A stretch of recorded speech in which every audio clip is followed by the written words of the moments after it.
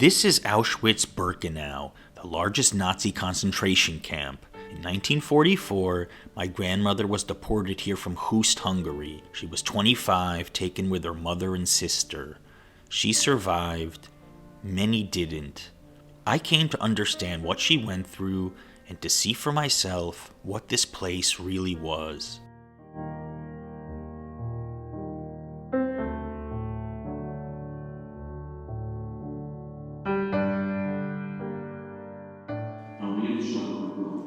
Entering Auschwitz I, you hear the names of victims as you walk in through this corridor. It's an immediate emotional impact for sure.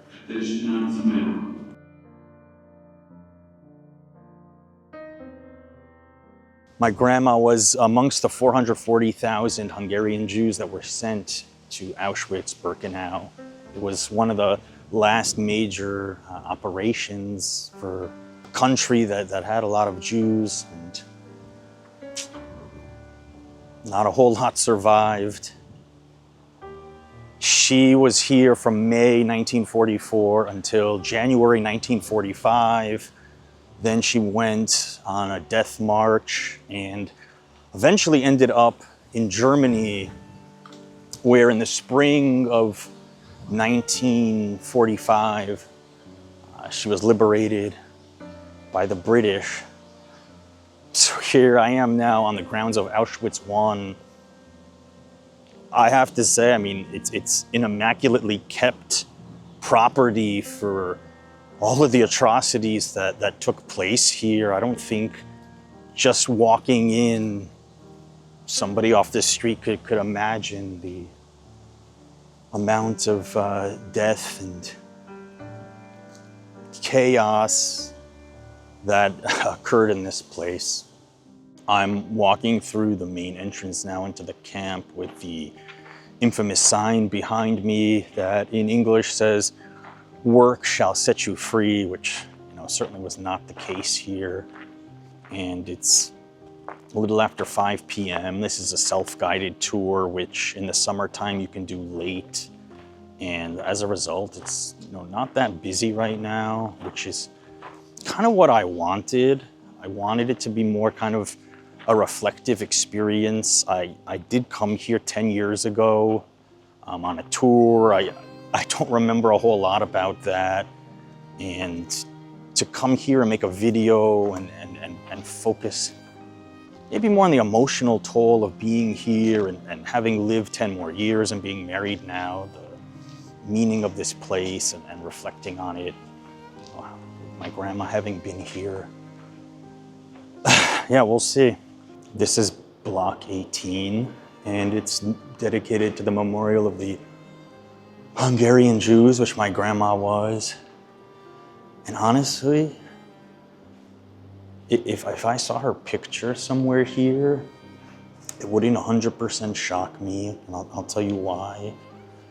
I still remember when I was 14, in middle school, in a history class, going through a book of black and white pictures, and I saw a picture of my grandma and her sister, which I couldn't believe, and I was able to recognize her, and I confirmed it with my mom, and I was trying to find the pictures before coming here, and I wasn't able to, so I don't know, this thought, maybe I'll find it here, but otherwise, still to read up on the Hungarian Jews and the Holocaust is, it's powerful to see it and how they put it all together.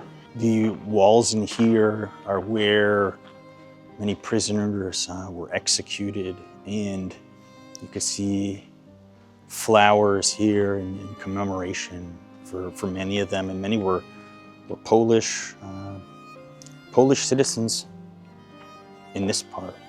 In block 6, the prisoner daily life one, it's absolutely heartbreaking to see there was an area where they had the clothes of the children that came here, and it's like clothes for toddlers, babies. That was tough to see. Inside blocks 4 and 5. It's pretty jarring.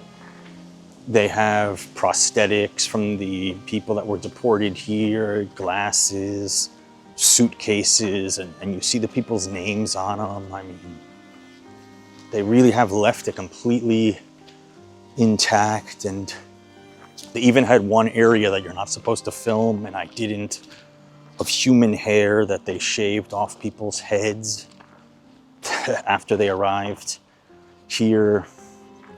So it's some very jarring and powerful imagery.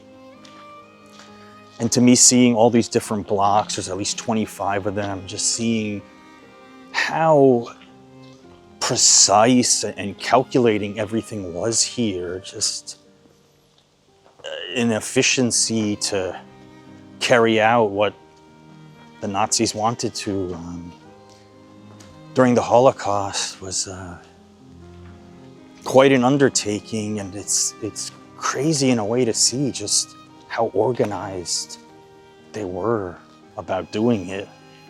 One of the last things you see in Auschwitz I before you exit is an actual gas chamber and crematorium that was used here in the early years of Auschwitz, and it's very sad. I don't know the word to express just walking through that and knowing, the countless lives that were lost in there, and then seeing the crematorium, the aftermath of it. It's tough. It's tough to go through it. So I am now at Birkenau. It's where eventually most of the prisoners and deportees lived. And I'm walking, I believe, toward the barracks now, and we're gonna see what it looks like. And it's tough here. Like I imagine, was my grandma on one of these, and just picturing back what it must have been like. There's rows of toilets here, like all next to each other. I can't even imagine what that must have been like. Not having the dignity to privately go to the bathroom in a place like this. These are replicas of the bunks, but I mean, just seeing what it looks like, they're stacked, like 1, 2, 3 levels, maybe, I don't know, 50 beds, probably 5 or 6 people per bunk. And the size of each bed looks like, well, if we can call this a bed, of course, it's like a double bed, no? Double size. Yeah. Squeezing endless amounts of people that worked 12 hours a day. So I'm going to briefly bring my wife Alcira onto camera here and just, get her opinion as we've now walked through Birkenau a little bit and through Auschwitz I. I mean, what are your impressions of this concentration camp? I don't know. I think it's such a difficult question. I mean, it's so difficult to describe what it feels to be here. I mean, now feels such a kind of peaceful place because there is silence, etc. But at the same time, you think all the people that suffer in this place, no?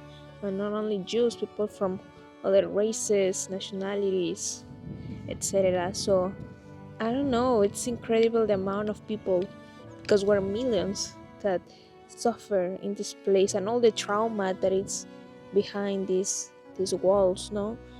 But at the same time, coming here make us remember things that we should never forget, no? So this never happens again.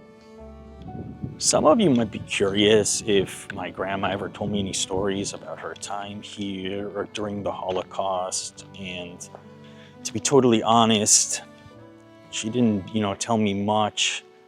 She died when I was 14, and she did not speak English. She came from the Soviet Union at an older age, and Yiddish was actually her primary language that I did not really learn. My older brother could speak it, so it was really hard to communicate with her. But, walking through here, reflecting back, it just makes me think it would have been interesting if she wanted to share anything, if I could have asked in the past, but obviously that was a while ago. But still, it does make me think, about her experience here for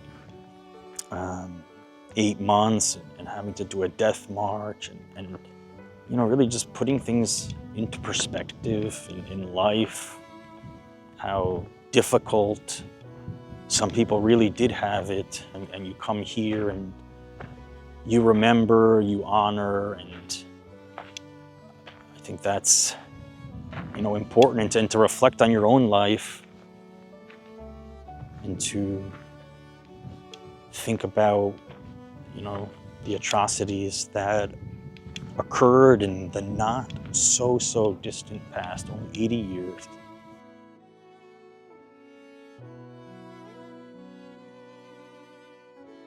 On the train tracks here, they have what I assume is like a symbolic train, where the train would let off the prisoners, and this is where the selection was, the selection ramp. And in 1944, in May, my grandmother arrived with her sister and her mom, my great-grandma.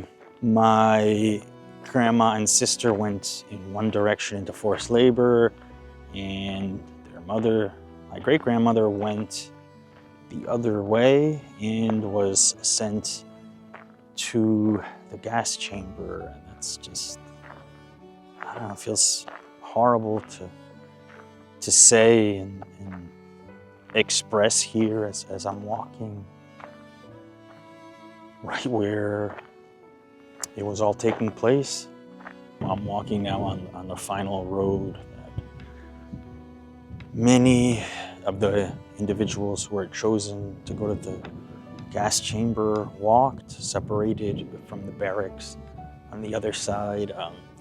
Like I said before, everything so systematically set up here for efficiency in the most diabolical way possible. Behind us here is the remains of the crematorium in Birkenau, and I read that the Nazis in January 1945 destroyed it, bombed it, I'm not sure, to erase the evidence of the atrocities here. So, unlike the one at Auschwitz I, you can't see what it looked like, but this was the one by the end of the war that was carrying out countless deaths every single day. And Al-Sirab actually made a point to me before, like how oddly peaceful it is right now as we walk through. I mean, it's a self-guided tour, there's no one around. We see like deer, rabbits, but I don't know, to me there's still like this sort of eeriness about this place, that it's not beautiful, it's horrific, and this false sense of walking through nature and then seeing what was here years ago, the artifacts, what was left. It's just, it's really devastating in a way to go through this and to be alone and just to kind of picture what it must have been like for people here, for my grandma. And coming back here after 10 years on my own, well, with my wife, on our own tour, not being rushed, really being able to read everything, see everything, experience it as an outsider, just watching the artifacts. That's really powerful. And I think it's an experience that anybody could appreciate doing, whether you're Jewish, Christian, doesn't matter the religion, just to see what genocide and the Holocaust looked like and the systematic nature of it. It's really kind of powerful to me beyond words. Alcy, anything you want to add? Jesus, it's like, now that I'm walking around here in my mind, I picture like how things were. I imagine, for example, in because this is kind of like a wood, no? Imagine, for example, when people arrive here, I imagine the grandmas with the kids were sent here, no? Meanwhile, the parents maybe were sent to work on the other side of the camp. So I don't know, imagine the amount of kids especially that die in horrible conditions and desperation there. I don't know, it's difficult to put into words, no? And Yeah. as you said, what I feel here is like a false, you use the word false sensation of peace, because it's false.